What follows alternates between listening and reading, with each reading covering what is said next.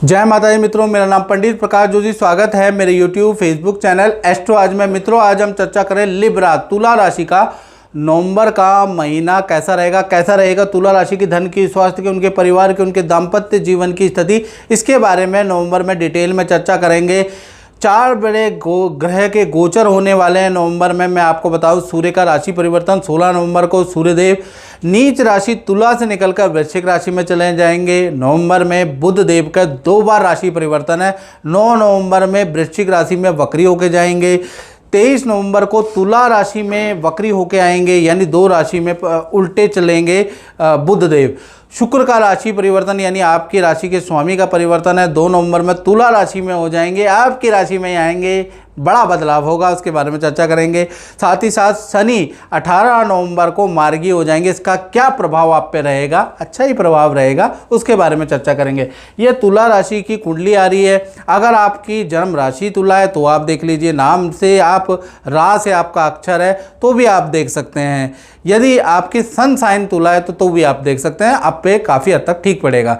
तो देखिएगा, ये तुला राशि की कुंडली है। सबसे पहले हम तुला राशि की हेल्थ के बारे में बात कर लेते हैं। तो सूर्य अभी बैठे हैं, सूर्य तुला राशि नीच राशि के बैठे हैं जो आप देख रहे हैं। तो ये जब तक बैठे रहेंगे तब तक कहीं ना कहीं खुशखबरी में गम खबरी आपको मिलती रहेगी, क्योंकि देखा जाए तो तुला राशि में जैसे ही सूर्य रहेंगे, ये रहेंगे 1 से लेकर और 15 नवंबर तक। तो आपको क्या होगा, कोई भी अच्छा काम होगा तो उसके साथ में कुछ ना कुछ कलेश भी उत्पन्न होगा, यानी कि एक खुशखबरी मिलेगी, उसके साथ में कोई ना कोई टेंशन आपको मिलती रहेगी, यानी कि आप खुशखबरी का पूरा आनंद नहीं ले पाएंगे कहीं ना कहीं 16 नवंबर तक, जब तक सूर्य तुला राशि में बैठे हैं। हेल्थ के बारे में बात करें, गले पे ध्यान रखना है। ENT की समस्या आपको रह सकती है, साथ ही आपको फोड़े फुंसी की समस्या, हल्की एलर्जी की समस्या आपको रह सकती है। उसके योग भाई आपके 16 नवंबर तक बनते हुए नजर आ रहे हैं। थोड़ा सा मूड स्विंग भी आपका रह सकता है,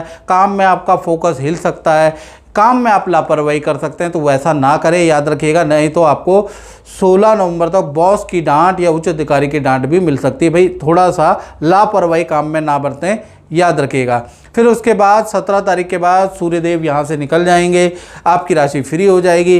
तो 17 तारीख के बाद से और कहीं ना कहीं 17 तारीख से लेकर और 30 नवंबर तक आपकी हेल्थ वेल एंड गुड हो जाएगी।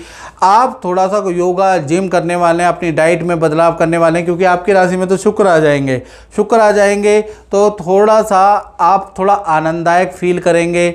आपको अपने से संबंधित कोई खुशखबरी भी मिल सकती है, शादी की या कुछ रुके हुए काम की कोई खुशखबरी भी आपको 17 से 30 नवंबर के बीच में मिल सकती है। तो कुल मिला के आपका जो मन की दुविधा भी आपकी 16 नवंबर के बाद ही जाएगी, और जो रुके हुए काम है वो भी आपके 16 नवंबर से 30 नवंबर के बीच में ही पूरे होते हुए नजर आएंगे, जब शुक्र तुला राशि में जाएंगे। साथ ही साथ तुला राशि के धन की स्थिति के बारे में बात करें तो अभी तो मंगल और बुध दोनों ही बैठे हैं। तो 1 तारीख से लेकर और कहीं ना कहीं 8 नवंबर तक धन की स्थिति आपकी मध्यम है। धन आएगा भी, आप अच्छी सेल करेंगे, वहाँ से धन आएगा, लेकिन लायबिलिटी में जाएगा, आपके बैंक कर्ज में जाएगा, EMI में आपका धन जाएगा, प्रॉपर्टी में कुछ धन लगेगा, कुछ परिवार की लायबिलिटी में धन लगेगा, यानी धन बचेगा नहीं आपका 8 तारीख तक। 9 तारीख के बाद से बुध हो जाएंगे वक्री, और बुध 30 नवंबर तक वक्री होंगे। पहले वृश्चिक राशि में बुध वक्री होंगे, फिर 23 तारीख के बाद तुला राशि में आ जाएंगे।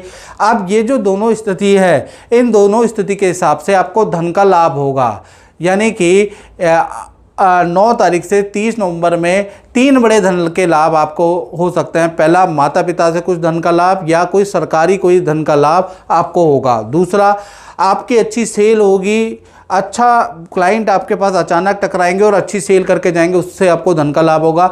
तीसरा, आप वाणी बुद्धि या कमीशन का भी आपको धन का लाभ होगा। कोई डील आपके थ्रू होगी, कोई काम आपके थ्रू बनेगा जिससे भी आपको धन का लाभ होगा। तो कुल मिला के 9 तारीख से और 30 नवंबर में आप पे अच्छा खासा धन का लाभ तुला राशि को होगा। उससे पहले हैंड टू माउथ वाली स्थिति आपकी रहने वाली, याद रखिएगा। और मित्रों, ये जनरल प्रेडिक्शन है, आपको अपने बारे में बिल्कुल एक्यूरेट जानना है तो मित्रों 7210124289 पे आपको नाम, date of birth, time of birth, place of birth भेज कर आप मुझसे टेलीफोनिक अपॉइंटमेंट ले सकते हैं, उसकी हल्की शुल्क हमने रखी है, वो पे करने के बाद आप टेलीफोनिक बात कर सकते हैं। वीडियो कॉल चाहिए तो वीडियो कॉल भी आपको मिल जाएगी, उसकी दक्षिणा थोड़ी हाई है। तो याद रखिएगा, आपको टेलीफोनिक चाहिए, आपका बजट क्या है, या आपको वीडियो कॉल चाहिए, दोनों को ही आप लाइनें खुली हुई है, याद रखिएगा। चलिए आप तुला राशि के परिवार भाव के बारे में बात कर लेते हैं। तो परिवार भाव के स्वामी तो वैसे शनि है, शनि तो अभी यहाँ से हिलेंगे ही नहीं। शनि कहाँ बैठे हैं? शनि मीन राशि में बैठे हैं और काफ़ी समय से बैठे हैं, मार्च अप्रैल से बैठे हुए हैं, तो यहीं पर ही रहने वाले हैं। हाँ, बृहस्पति अभी भी राशि परिवर्तन किया है। बृहस्पति कर्क राशि उच्च राशि में होते हैं, उनका शुभ दृष्टि आपके चतुर्थ भाव, आपके परिवार भाव में आ रही है। तो कहीं ना कहीं प्रॉपर्टी से संबंधित समस्या, ये परिवार का भाव भी है, ये जमीन जायदाद प्रॉपर्टी का भाव भी है। तो प्रॉपर्टी से संबंधित समस्या आपकी अब सॉल्व होगी नवंबर से, क्योंकि बृहस्पति की दृष्टि है। प्रॉपर्टी खाली है तो प्रॉपर्टी रेंट पे चढ़ जाएगी, पहला चीज़ ये है। प्रॉपर्टी से संबंधित कोई बिक नहीं रही है तो बिकने लग जाएगी। खरीदना चाहते हैं, रेनोवेट कराना चाहते हैं, जो भी आप चाहते हैं, तो आपकी प्रॉपर्टी से संबंधित समस्या दूर होगी। परिवार के अंदर भाई बहनों का कोई मांगलिक काम भी हो सकता है, उसके योग भी आपके नवंबर में बन रहे हैं और बृहस्पति की दृष्टि से ये होंगे। परिवार के साथ में तीर्थ यात्रा, नदी पहाड़ों की यात्रा भी आप नवंबर में करने वाले हैं। यानी कुल मिला के बृहस्पति की 7वीं दृष्टि परिवार भाव पे पड़ रही है। परिवार भाव आपका नवंबर में मंगल वाला हो जाएगा, अच्छा हो जाएगा, उसके योग बन रहे हैं। साथ ही साथ आप संतान भाव के बारे में बात करें तो संतान भाव में चंद्र राहु की युति बैठी है। चंद्र राहु की युति के कारण जो संतान है उनके लिए सब कुछ नॉर्मल है। यानी जिनकी उम्र अभी 1 से 16-17 साल तक है, उनके लिए सब कुछ नॉर्मल है। यानी छोटी संतान को कोई समस्या नवंबर में नहीं होगी। हाँ, जो बड़ी संतान है, जिनकी उम्र 17 है या 17 से बड़ी है, तो बड़ी संतान का कहीं ना कहीं झूठ पकड़ा जाएगा।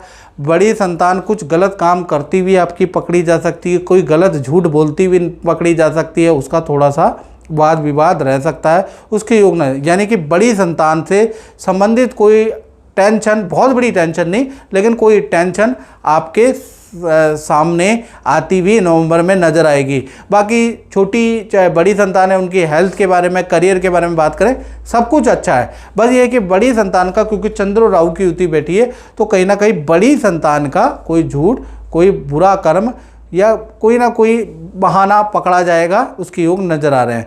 बात करें विद्यार्थियों के बारे में तो तुला राशि के विद्यार्थियों के जीवन के बारे में तो 3 घटनाएं नवंबर में हो सकती है। पहला चीज़, विद्यार्थी कहीं भीड़ भाड़ में जा रहे हैं तो अपनी चीज़ों का ध्यान रहे, क्योंकि संतान का कोई वस्तु चोरी, यानी कि विद्यार्थी की कोई वस्तु चोरी हो सकती है। कुछ आपका वस्तु चोरी या गुम होने के योग नवंबर में बनते हुए नज़र आ रहे हैं।